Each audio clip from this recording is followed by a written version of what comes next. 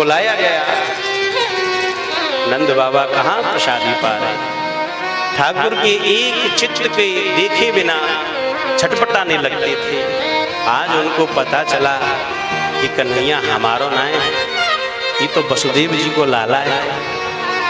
परंतु अगर ये बात मैंने यशोदा को कह दी तो यशोदा यह बात को सहन ना कर पाई, और न जाने बाकू कौन सो पहाड़ लगेगा, वो तो कस्तन के मारे बावड़ी है जाती। ये भाव देखा। राम कृष्णौ पुरीं नेतुं क्रूरं ब्रजमागतम्। ब्रज में आगमन हुआ, भोजन प्रसादी हुई। यशोदा मैया को भी धीरे धीरे सनई सनई करणे करणे गच्छन्तु वाक्य वाक्यम, धीरे धीरे कानों में ये बात फैल गई कि कन्हैया सुबह जाएगा और इसे लेने के लिए अक्रूर आया है। कंस ने उनको मेले में बुलाया। यशोदा मैया ने भोजन न किया। गतिम सुललितां चेष्टां स्नग्धहासा बलो। जहां हास्य परिहास होता था वहां पर कोहराम छा गया। कोई किसी को भोजन और पानी की नहीं पूछ रहा। यशोदा जी के नजदीक ठाकुर जी पहुंचे। मैया यस्यास्याशो मधुपुरीं दास्यामो नृपते। अरे ओ मैया, तू मधुकरी कराती थी, आज वो मधुकरी की नहीं कराएगी। जब मधुकरी की बात कही तो यशोदा मैया ने ठाकुर जी को गोदी में बिठाया और कहने लगी, लाला पतो ना है जीवन में तू कब मिलेगो, फिर भोजन होंगे कि ना। अपने हाथ पे मैया पवा रही है, परंतु उसके आंसू नहीं रुके। जब आंसू नहीं रुके, शंदू कुलवलयो अश्रुदेव्यो निखेदित। जब आंसू नहीं रुके तो आज स्वयं हाथ में से कुछ भोजन देना चाहती है, पर मुंह तक नहीं पहुंचता और नीचे ही गिर जाता है। जब नीचे गिर जाता है, ठाकुर जी बार बार मैया से कहते हैं, मैया तू क्यों रो रही है। मैया के लिए अपना दुपट्टा उठाया। ठाकुर जी ने अपने उनके मुखारबिंद पर लगा करके आंसुओं को पोंछा। जैसे ही आंसुओं को पोंछा, पर मैया के आंसू नहीं रुक रहे। जब आंसू नहीं रुके तो ठाकुर जी को भी रोना आ गया और ठाकुर जी को भी रोना आ गया। महाराज अन्यास ध्यानम निवृत्ता शेष वृत्तया। अब लाला मेरे पास कोई शेष नहीं रहा, परंतु तेरे को एक ही बात तो बोले, क्या? बोले तू अपनी मैया से भी एक बात मत कहना। मैंने जीवन में बहुत कुछ तेरे पर कुटाराघात किया। मैंने तेरे को कितनी छठी से ले जा करके तेरे को मारा, तेरे को उखल से बांध दिया, तू वृक्षों के बीच में फंस गया था, और तो फिर भी ठाकुर जी के आशीर्वाद से तू बच गया। अपनी मैया से तू एक बात मत कहना। कौन सी?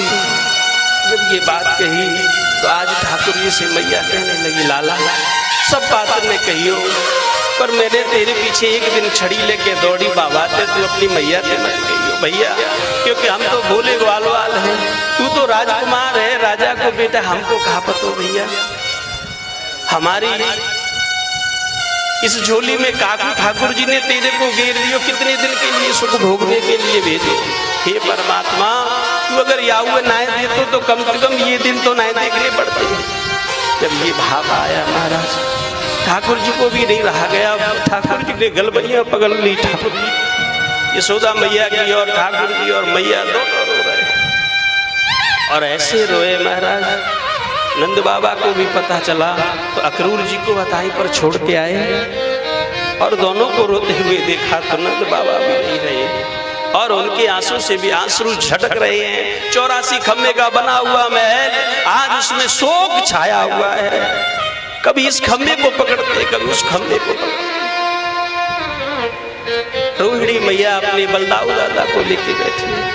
भोर भयो, बातें करते करते सुबह हो गए हैं, और जैसे ही सुबह भयो आज कहने लगी यशोदा मैया, ये रेन मुख ऐसे लग रही है काल की तरह मुख खाए जा रही है, या रेन को थोड़ो बड़ो ना भव जाए। भोर भयो। लाला ने कही मैया अगर तेरी इच्छा होगी तो ही मैं जाऊंगा, न तो ना जाऊंगा मैया। आज मैया कहने लगी लाला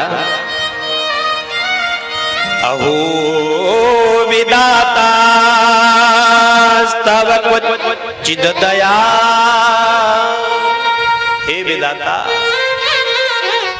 तूने इतनो ही बड़ो पत्थर गिरवे के ताई मेरी छाती बनाई, जो हृदय में आज तक मैंने अपने लाला के लिए दया रोकी थी, आज वो दया का बांध पूरा टूट गया। आज मैं तेरे लिए क्या कहूँ। संयोज्य मैत्र्या प्रणये देना।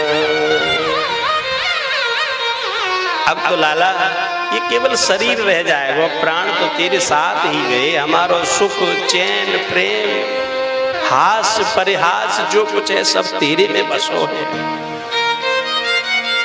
नंद बाबा आए, हृदय पर पत्थर रखा, ठाकुर जी को वस्त्र पहना करके तैयार किया और जैसे ही रथ में बिठाया, यशोदा जी ने लाला से पूछा लाला कब आए वो लौट के। मैया कल की बात है, परसों आ जाऊंगा मेलोदी।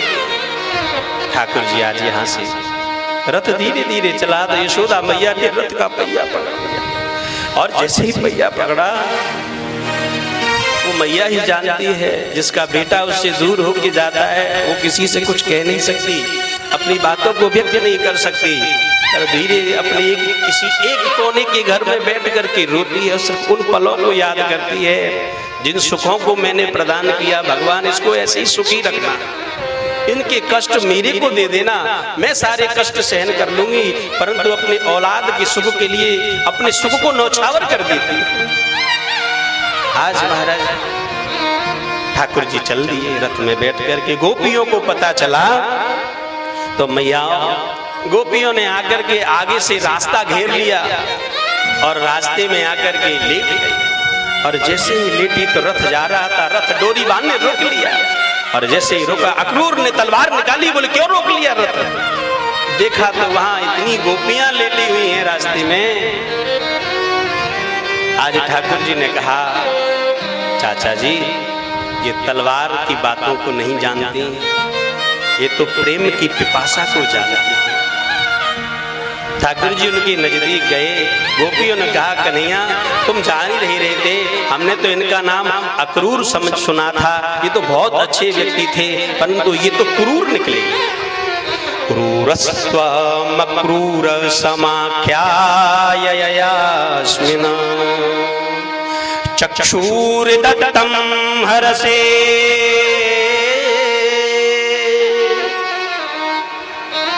जिनको नेत्र देखने के लिए लालायत होते थे, आज उनको देखने के लिए दर्शन करने के लिए उनको भी हमसे दूर ले जा रहा है। ये अक्रूर नहीं, ये तो क्रूर